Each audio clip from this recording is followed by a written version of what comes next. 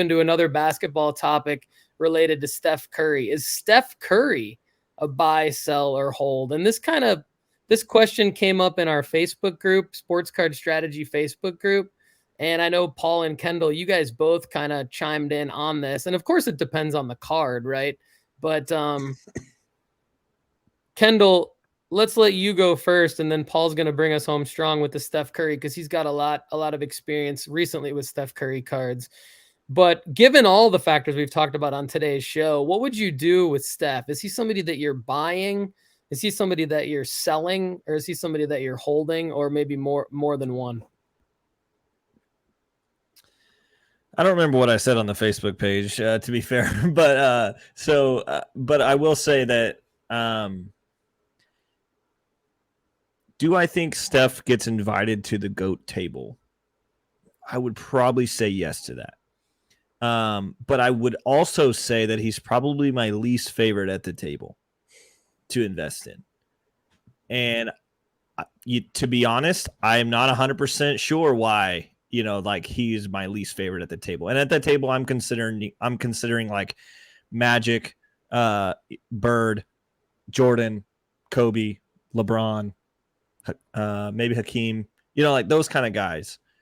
I think Steph is invited into that conversation, and I think he's earned it. And I think this was the run that we were waiting on for Steph. We were waiting on him to take a team that was pretty much Steph and the boys to the finals rather than Steph and Durant, Steph and a healthy Draymond and Clay, Steph and like a system that works well. His previous championships, you could always play on something else. This one is not. And you saw that emotion come out in Game 7 when he was like, I've worked so hard for this, because I think he wanted to prove to everybody that he's the dude out there, and he beat a really good Celtics team.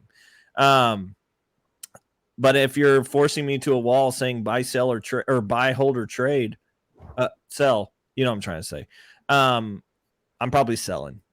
Yeah, and in fairness, this was Jason Miyasaki's question, and he was specifically asking about a 2012 Timeless Talents Signatures Curry auto out of 99. So a non-rookie auto, basically, I think is what, the best way to frame up this question. So I didn't give you all the context, and Kendall, you actually didn't reply to this one. Paul did. We'll see if Paul can remember his reply. But that was a good question. I mean, that's a tricky one, right? The non-rookie autos, they're desirable cards like any autos, people want to put those in their collections.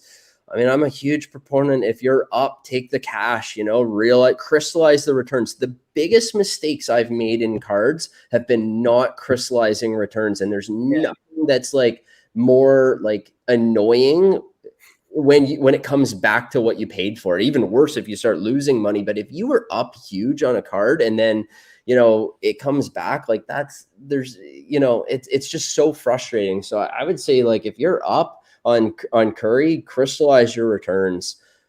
I think that this was an incredible championship. This was one of my favorite NBA finals to watch. It reminded me a little bit of when Dirk beat the Heat, because he just I was cheering so hard for Dirk, and I wasn't a huge Mavericks fan at that time. I like Cuban because of Shark Tank, and he's just an interesting character. But like, I love that Dallas team, and the fact that Dirk beat the Heatles, like that he beat that Miami Heatles.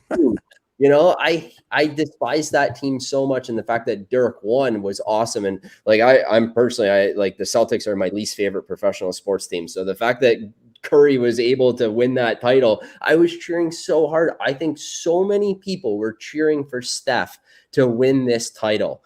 That's awesome. It got him his seat at the table. I think, to your point, Kendall, he's at the table, no doubt. He's probably like the most questionable at the table. Is that baked into his card pricing? Yeah, probably. Is there much in the short term out there? No, probably not. In 20 years, will the cards be worth more?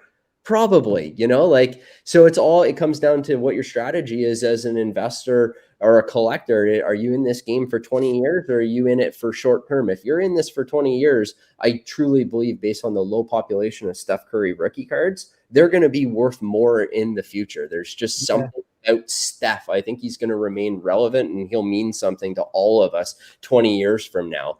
If you're looking for quick returns, Probably not. And if you're up, I'd strongly suggest crystallizing because you probably buy back in cheaper. That's always Yeah, it. that's what I was gonna say. Buy back in cheaper, I mean, he's so injury risk. He's probably going to have he's going to play probably too long. You know that Steph is the kind of guy who's going to play way past the time he should say goodbye.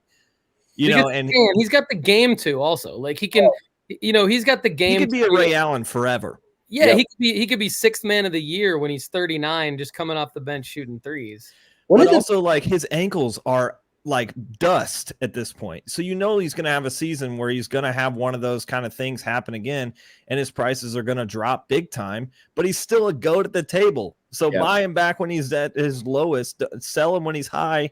I know, like, this isn't how this works, but if you've got a 10 grand card right now, sell it to the 10 grand, put it on the Steph Curry shelf, and then next year when he rolls his ankle and it's worth 6, buy back in, Yeah, I always look for like what's a catalyst for a card to go up, like in terms of like career, like monumental career achievement. When Steph broke the 3-point record at Madison Square, that was the moment. Like that's I look at mistakes I've made. Again, talking about a card you've been way up on. I was way up on some Steph stuff, right? I should have sold at that moment, because what was the career defining moment that would come next? That 3-point record that baked him in. And winning the title this year was the cherry on top. I just don't see he's got. He's the 3-point king. What's he going to do? All he's going to do is separate himself that much further. There's no more records to break, right? Like, if you're talking about looking for catalysts, like LeBron is probably like LeBron. If he breaks, Kareem Abdul-Jabbar's scoring record, now if he plays with his kid, like let's say LeBron at the end of If LeBron plays at the end of his career and all of a sudden, maybe Memphis decides we're going to draft Bronny with the 30th pick overall, could you imagine like Ja Morant, Bronny, and LeBron on a team? That would be nuts. I think that would be a catalyst for stratospheric growth in a LeBron market, which is way, way down right now. That's the type of stuff that I'd be looking for, right? Like, now we're talking, Paul Fisher. Let's go. Yeah. Paul Hickey, I love the LeBron market.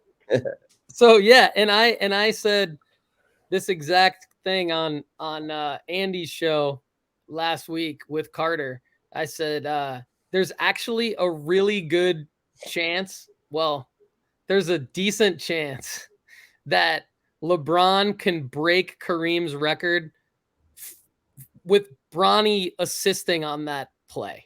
Like that could actually happen. Oh, that would be sick. Not that far-fetched. Yeah, that's cool. I didn't think about that. That's crazy. And like, you got to figure LeBron. So like, I watched this documentary on Amazon about LeBron's high school basketball team that they filmed, and it was all footage from St. Vincent. And I'm thinking, this is so cool. Like, I remember when, the St. Vincent game was on ESPN, and that was like this huge. They played Oak Hill on ESPN. He played Melo. They played Melo on ESPN. There's 20,000 people at this high school basketball game, and it's like the biggest talk. And it got me thinking about like nostalgic feelings about LeBron. And like, I mean, I don't necessarily love, as a Kobe fan, do I love that LeBron moved to the Lakers and now he's a Laker? I don't know. I don't love that. Was LeBron going back to Cleveland and winning a championship in Cleveland a pretty cool moment? Friggin' right it was. Like, that whole connection to Cleveland is super cool. But that young LeBron James, like, he was just a kid. Like, that's a very likable LeBron James. If LeBron James can go back to being the likable LeBron James that he was when he first came into the league or when he was a high school kid, that's the catalyst that's going to take him to Michael Jordan status. And if there's a title attached to that, or breaking an all-time scoring record, or having his kid assist on the winning basket, that's the type of thing that takes LeBron to Michael Jordan status. And that's how a Topps Chrome PSA 10 goes from 4,500 where it is now to 20 grand again. Probably not that card it's high, but figuring out the LeBron card to be in, there is, that there's upside there. Yeah, I agree. So I think, like, to Jason's question, I mean, kind of what Paul's saying and what Kendall and I are nodding our heads in agreement to is that sort of Steph's moment it just happened. Like his big moment like that, his big 2 moments like that, breaking the all-time 3-point record, winning his 4th title, they kind of just happened. So it is probably a good time to sell if you're up. In the Facebook group, I did say I would hold because I think Steph autos will appreciate over the next 5 to 7 years. I did hear Paul Fisher say that that it depends on what you're in it for. If you're in it for the long term and you're going to wait years and years and years, Steph's stuff should appreciate again. But Kendall and Paul are both saying there's the opportunity to sell now and buy back in cheaper. So I think hopefully, Jason, that helps answer your question. And great job, guys. And I think